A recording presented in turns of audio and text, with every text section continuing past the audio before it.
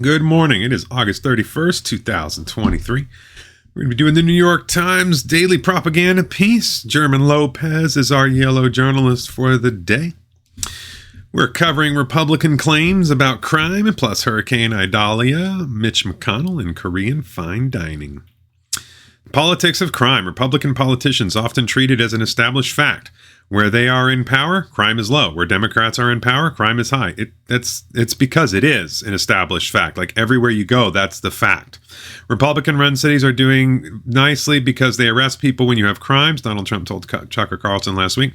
The cities in these left-wing states are allowing criminals to run wild on our streets. That doesn't work, Ron DeSantis, Florida's governor, said in March, citing New York in particular. But party rule does not drive crime. Out of the top 30 cities with the most violence, 27 of them are Democrat-controlled. Consider DeSantis' state, Florida. Its homicide rate was roughly 50% higher than New York's in 2021. Florida's two most populous cities, Jacksonville and Miami, each had a homicide rate more than double New York City's last year, even though both had Republican mayors. Okay, so you're not making a valid comparison either. New York City has the largest police force in the country, and they also have a ton of violent crime too. And you're making the homicide rate per 100,000, but the total number of homicides, New York still had more. It's just they have more residents, so the rate is lower. That's not a genuine argument. That is not to say Republican leadership leads to more crime. Yeah, because it doesn't.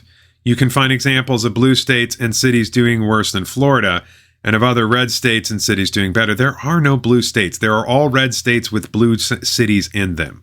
Looking at all the data, it's hard to make much of any connection between political partisanship and crime. To put it another way, prominent Republicans are misrepresenting the country's crime problems. No, they're not. Again, top 30 cities with the most violent crime, 27 of 30 are run by Democrats.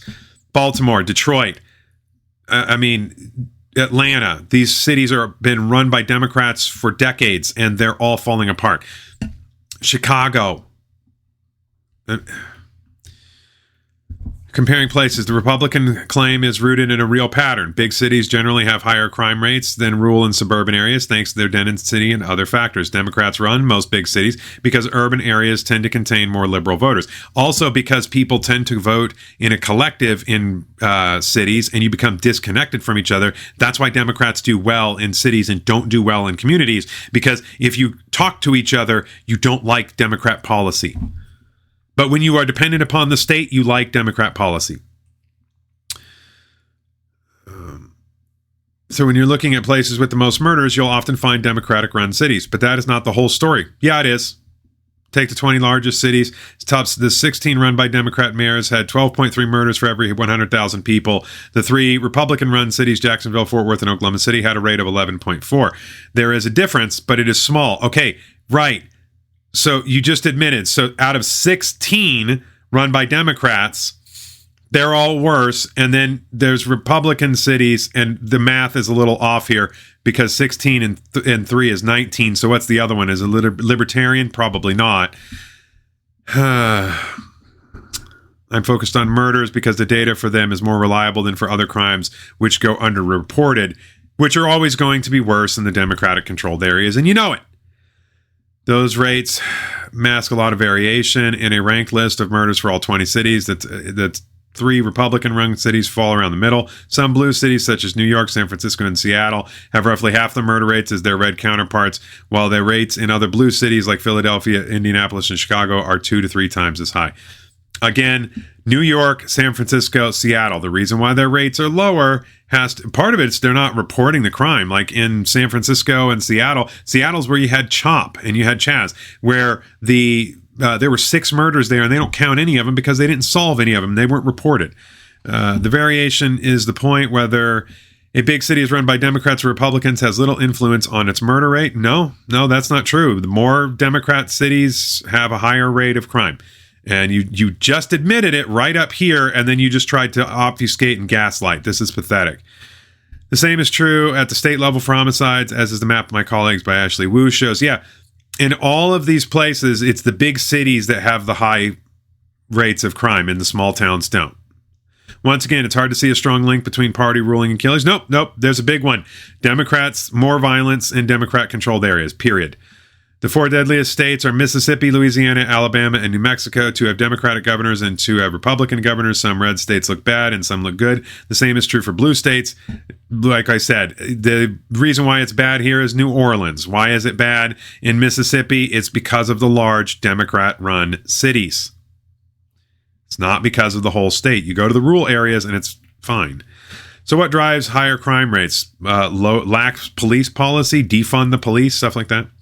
The state map offers a few answers. Rural areas tend to have lower crime rate and murder rates, but when murders surged and then fell across the U.S. starting in 2020 because of the riots, rural places experienced a similar pattern. Poverty and race play a role, both of which are historically linked to violence in cities. No, neither of those are true. Poor people don't commit crimes just because they're poor, and no race commits crimes because they're a race. So the Times is openly racist here. Access to guns is another major factor. Nope, that's not true at all. They're tools. They don't does access to cars make you more likely to run someone over? Access to a knife make you more likely to stab someone? No, that's a lie. Guns make any conflict more likely to escalate into deadly violence. That's false. They actually do the opposite because people don't tend to start. An armed society is a polite society. And they can embolden criminals? Yeah, criminals, because when you take away guns from law-abiding people, only criminals have them. On this issue, there is a partisan divide. Democrats are more comfortable regulating firearms? Yeah, because they're, want to destroy the country, and it's illegal to do. So, yeah, Democrats are okay with violating the Constitution. And that could help explain higher levels of violence in Republican states, especially in the South. It can also explain violence in cities which get a lot of guns from southern states with laxer laws. That's a myth. There's no truth to that. There are many more variables. No, it's just if you have a Democrat, crime will always be higher because they're soft on crime and they don't prosecute it. In California, you can get they've made it so where anything under $900 is not a felony. So people just steal $850 and nobody does anything to them. There are many more variables. It's a point the newsletter has made before. Crime is a complicated issue touching on personal disputes, the economy, social services, and really almost every other aspect of society. Only a few factors are significant enough to make a big difference by themselves, and partisanship is not one of them. Oh, no, partisanship is the biggest one. It's the number one thing that will tell you whether or not you're going to have violence in your city. Is it run by Democrats? If the answer is yes, you will have a violent city. Always. There are no cities where Democrats are in control that do not have problems with violent crime.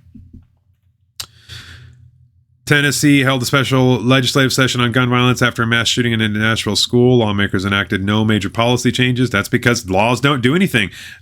Murder is illegal, and as it turns out, people still commit murder. And the penalty for murder is somewhat severe, yet it doesn't deter anyone. So more laws aren't going to change anything. Idalia, now a tropical storm, is dumping rain and flooding streets in North Carolina, where some school districts have canceled class today. It hit South Carolina tonight. More than 300,000 customers in the Carolinas, Florida, and Georgia are without power this morning. Storm slammed into a sparsely populated area of Florida yesterday as a Category 3 hurricane.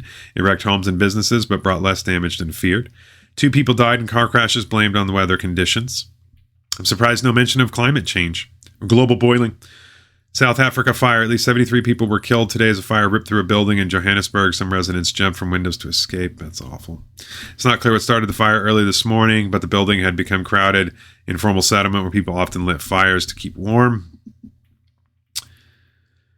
Mitch McConnell, who should have retired a decade ago, froze for several moments in public for a second time. Term limits. He needs to go.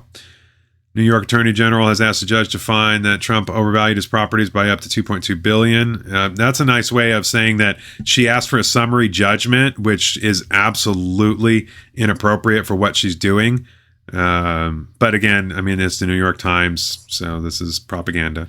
Trump, speaking to the New York Attorney General's office in April, said that while he was president, he averted a nuclear holocaust. Flip-flopping and lies. Vivek Ramaswamy, a Republican presidential candidate, mimics Trump's media strategy. Vivek is going to win. He's going to be Trump's vice president. Religion. Pope Francis said that the conservative U.S. Catholic Church leaders offered a backward view of the faith. You mean Francis? So Francis, the guy who allows gays and says abortion's cool. Yeah, so Francis is destroying the Catholic Church. I mean, I'm not a Catholic, but you guys should do something about him. Theodore McCarrick, a former cardinal, is not competent to stand trial on sexual abuse charges. A Massachusetts judge ruled. Why not? Chile's president announced a plan to find the remains of people killed during the dictatorship of Pinochet in the 70s and 80s. Good for him. The weight loss drug Ozempic and Wegovy have made their manufacture so successful that it's reshaping Denmark's economy. She rose from poverty as China prospered, and then everything fell apart. Read Li Yuan's latest Times column on China's economic problems as reflected in one woman's life. Drones exploded in 6 Russian regions, a sign Ukraine has growing capacity to strike beyond its borders. Actually, that's just showing that NATO is directly involved in the fight, and it's a bad escalation. Germany sent Ukraine tanks so old that ex-soldiers returned from civilian jobs to teach troops how to operate them. Yeah. It's not going well when you have all these nations just sending a few tanks here and a few tanks there. Like, it's going much worse than Ukraine. Other big stories. Temperatures of 100 plus degrees are contributed to the deaths of migrants trying to cross the U.S. from Mexico. Well, don't break the law. Prosecutors are investigating Tesla's use of company funds on a project that had been described internally as a house for Elon Musk, the Wall Street Journal reports. Transit officials promised to add elevators to hundreds of New York City subway stations in the coming decades. They have completed work on 2.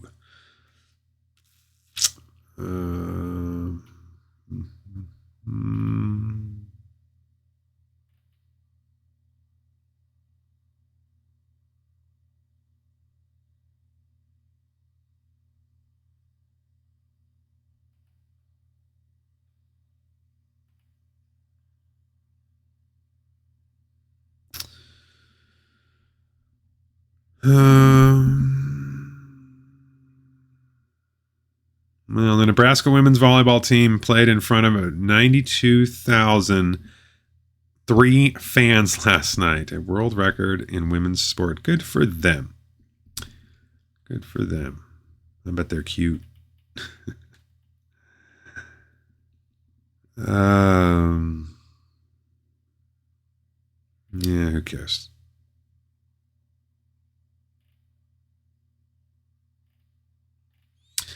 Okay, so let's do... There's no Today in History for the 31st, so we're doing yesterday since I didn't do a video yesterday anyway.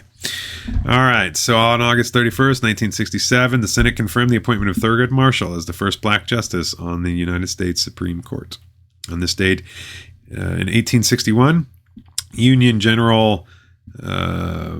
John C. Fremont instituted martial law in Missouri and declared slaves there to be free. However, Fremont's emancipation order was countermanded by President Abraham Lincoln's. In 1941, during the World War II, German forces approaching Leningrad cut off the remaining rail line out of the city. In 1945, U.S. General Douglas MacArthur arrived in Japan to set up Allied occupation headquarters. 1963, the hotline communications between Washington and Moscow went into operation. In 1983, Guyan Bluford Jr. became the first black American astronaut to travel in space as he blasted off aboard the Challenger. No mention of Sally.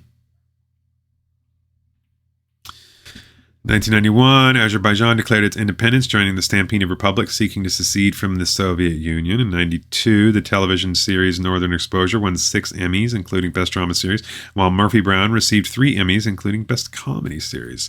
My mom loved Murphy Brown. I had to watch that show. Ugh. 93, The Late Show with David Letterman premiered on CBS. In 97, Americans received word of a car crash in Paris that claimed the lives of Princess Diana, her boyfriend Dottie Fayed, and the driver Henry Paul. Because of the time difference, it was August 31st where the crash occurred. I remember that. I was helping deliver papers in the morning. We got that news early at like 5 o'clock. 2005, a day after Hurricane Katrina hit, floods were covering 80% of New Orleans. Looting continued to spread, and rescuers and helicopters and boats picked up hundreds of stranded people. And it spread because Nagin disarmed people and refused to let them defend their homes.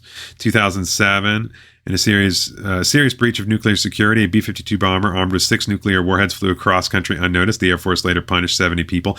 That's not just a breach of nuclear security. That was an act of war. That was a big, big deal. You're not allowed to put nukes on a plane and turn the engine on. That's an act of war. The moment you do that, that's against the treaties that we have with the Soviet Union. One of the things we like to do is we like to load up B-2s with nukes and then taxi them around the country, the airport.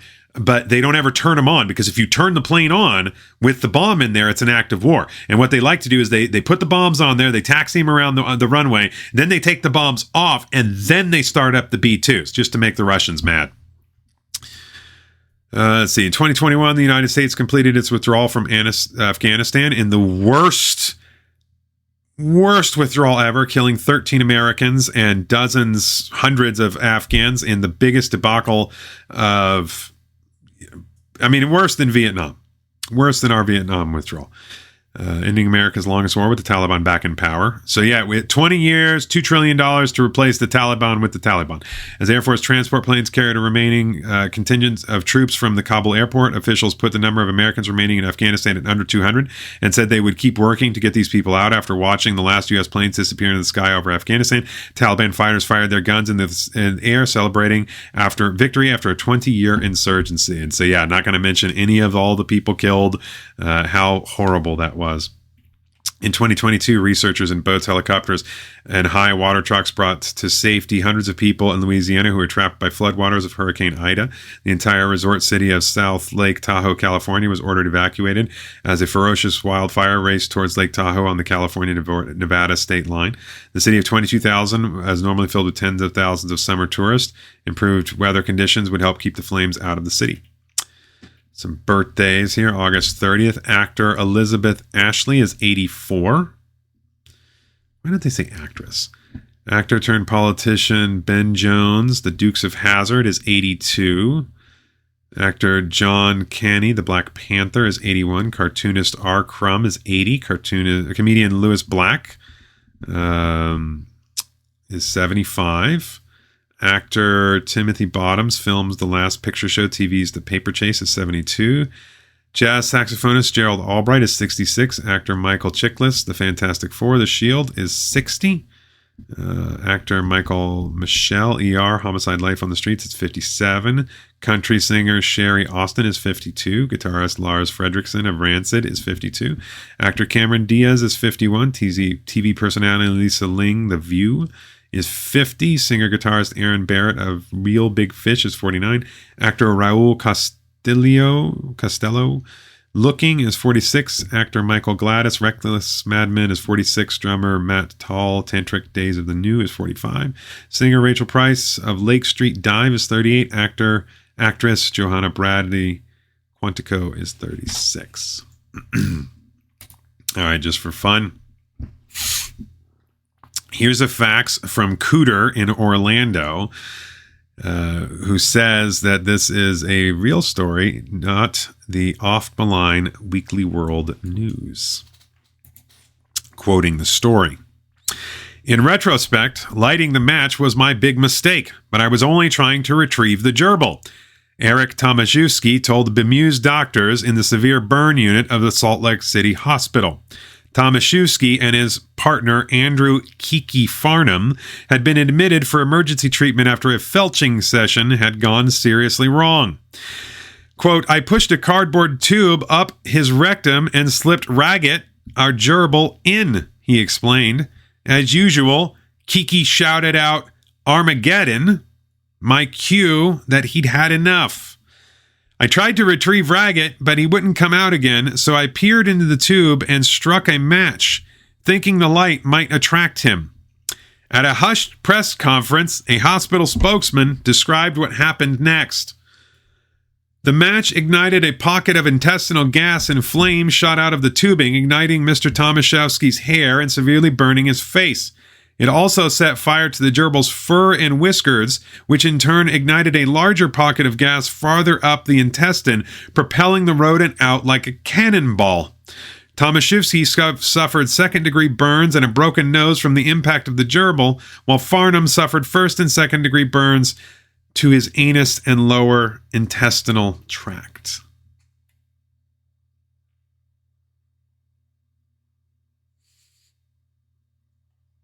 So that's what felching is all about.